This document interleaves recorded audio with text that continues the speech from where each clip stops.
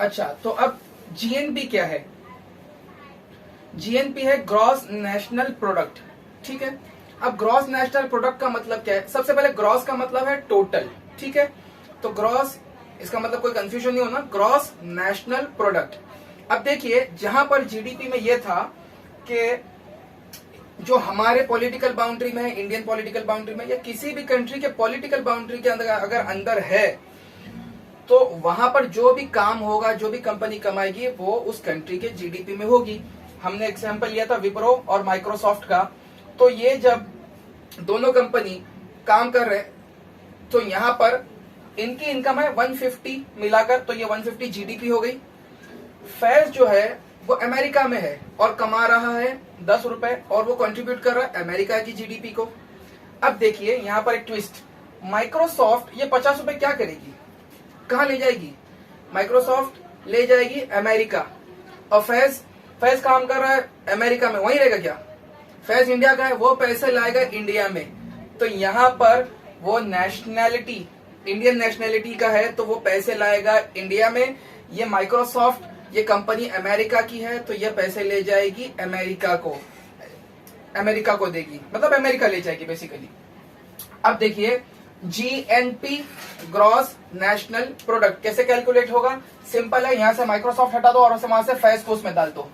तो माइक्रोसॉफ्ट अलग कर दो, बाहर का बंदा जो इंडिया में पैसे ला रहा है, लाने वाला है, वो पैसे यहाँ विप्रो 100, फैज 10, जीएनपी हो गया 110। अगर फॉर्मूले के हिसाब से देखोगे तो फॉर्मूला सिंपल है, फैज जो बाहर बंदा है उसको एक्स पकड़ लो, माइक्रोसॉफ्ट कंपनी को वाई पकड़ लो, और फॉर्मूला एकदम सिंपल है, GNP is equal to GDP, GDP जो है प्लस एक्स मतलब फैज माइनस वाई मतलब माइक्रोसॉफ्ट, 160 माइनस 50 110। तो मैंने पहले बता दिया, अगर वैसे भी करोगे ऐसे भी करोगे, दोनों आंसर सेम आएंगे। यूजुअली होता यह है कि जीडीपी अक्सर जो है जीएनपी से बड़ी होती है।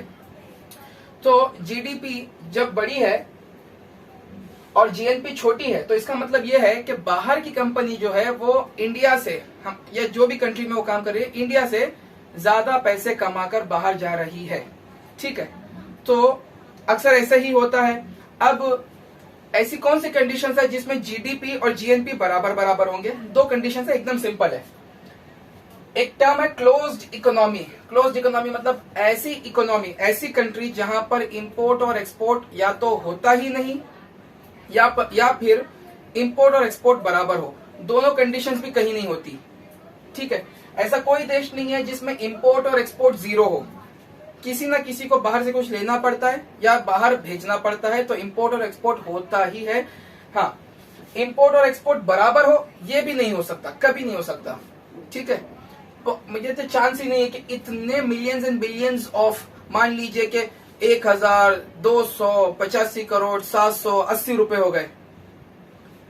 ठीक है, तो सेम टू सेम इंपोर्ट का हुआ तो सेम टू सेम एक्सपोर्ट का भी होगा क्या? नहीं हो सकता, हो ही नहीं सकता, चांस ही नहीं है। तो ये हो सकता है कि कोई इकोनॉमी को, कोई कंट्री को सेल्फ सफिशिएंसी ज्यादा है, मतलब वो खुद पर ज्यादा डिपेंड करती है, ज्यादा लोगों पर डिपेंड नहीं करती, तो उसकी इकोनॉमी ज्यादा क्लोज हो, ऐसा हो सकता है, लेकिन 100% क्लोज इकोनॉमी नहीं हो सकती। दूसरी कंडीशन ये है कि माइक्रोसॉफ्ट 50 कमा रहा है, तो 50 रुपए बाहर जाने वाले, फैज वहां 10 कमा रहा था, अगर फैज भी 50 कमाने लग जाए तो एक्स और वाई बराबर हो जाएंगे, तो जीडीपी और जीएनपी इक्वल हो जाएगी। ठीक है, अब जीडीपी और जीएनपी समझ तो गए। एक सिंपल एग्जांपल के साथ आपको समझा दूं कि पैसे कैसे देश में कैलकुलेट होंगे, किसके पैसे देश में कैलकुलेट नहीं होंगे। देखो, जियो है, जियो इंडियन कंपनी है। जियो जो कमा रहा है वो जीडीपी में भी कैलकुलेट होगा, जीएनपी में भी, क्योंकि gross domestic product political boundary के अंदर है इंडिया के, तो भी कैलकुलेट हो रहा है। जीएनपी नेशनल प्रोडक्ट, जीएनपी वो एक तो पॉलिटिकल बाउंड्री के अंदर भी है और इंडिया की ही कंपनी है।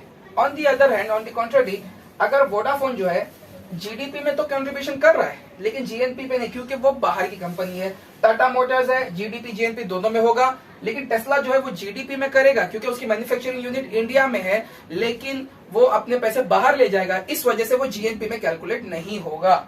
विप्रो और माइक्रोसॉफ्ट है, विप्रो जीडीपी जीएनपी दोनों में है, लेकिन जीडीपी में माइक्रोसॉफ्ट होगा, जीएनपी में नहीं होगा। ये सिंपल कॉन्सेप्ट है। ठीक है, अब इसके आगे और 2 टॉपिक्स है, वो भी मैं आपको थोड़ा समझा दूं।